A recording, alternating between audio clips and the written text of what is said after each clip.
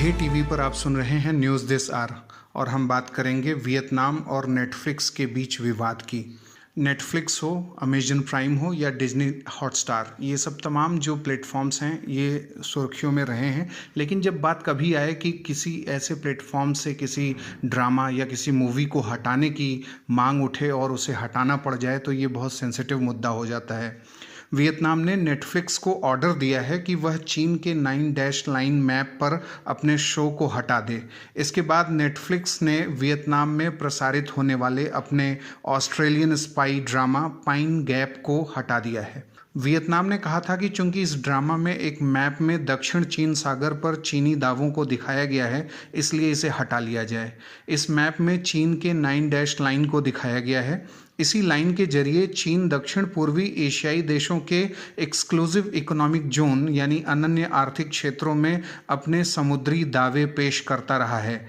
Netflix के द्वारा इसे दर्शाने से वियतनाम के लोगों की भावनाएं आहत हुई हैं। पिछले 12 माह में यह तीसरी बार है जब नेटफ्लिक्स को ऐसी मूवीज़ और टीवी शो को ऐसे कंटेंट को डिस्ट्रीब्यूट करने का दोषी पाया गया है जो वियतनाम की संप्रभुता का उल्लंघन करता है। इतना होने पर अब नेटफ्लिक्स ने पाइन गैप जैसे लाइसेंस्ड सीरीज को हटा दिया है।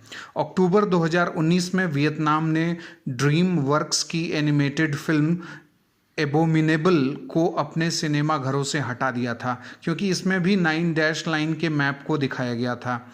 इसके अलावा वियतनाम के ब्रॉडकास्टिंग अथॉरिटी ने 2 और शो पर अपनी आपत्ति दर्ज की है। Put your head on my shoulder और American political drama madam secretary अब नेटफ्लिक्स पर विजिबल नहीं है, लेकिन पहले वाला अभी भी है, यानी put your head on my shoulder अभी भी नेटफ्लिक्स पर विजिबल है। अब हम जानते हैं कि क्या है 9 डैश लाइन।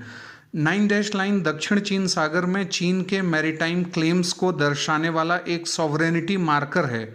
चीन ने दक्षिण चीन सागर क्षेत्र में विशेषकर दक्षिण पूर्वी एशियाई देशों Vietnam, Malaysia, Brunei Darussalam, Philippines और अन्य के अनन्य आर्थिक क्षेत्रों में अपनी संप्रभुता के लिए जो काल्पनिक लकीरें खींची हैं उन्हें ही 9 डैश लाइन कहते हैं।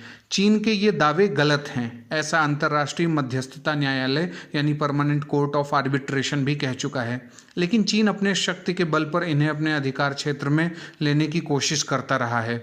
चीन साउथ चाइना सी के पारासेल, स्पार्टली, फायरी, मिस्चीफ, सूबी और वुडी द्वीपों को बड़ा करने और वहां सैन्य अड्डे और बंदरगाह बनाने का काम कर रहा है। Scarborough Reef, Reed Bank, Whitsun Reef, Spratly द्वीप, पारास्वेल, इन सब पे चीन अपने अवैध दावे जारी रखे हुए है।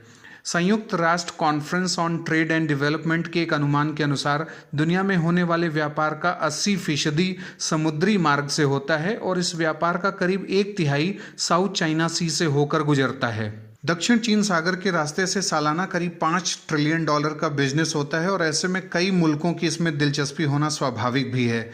दक्षिण चीन सागर में 30,000 प्रकार की मछलियां हैं। मत्स्य उत्पादन के मामले में वैश्विक स्तर पर करीब 15% का उत्पादन यहाँ पर होता है और यहाँ पर प्राकृतिक गैस और तेल के बहुत बड़े अनएक्सप्लोर्ड जोन्स हैं, इसलिए भी यह क्षेत्र महत्वपूर्ण हो जाता है।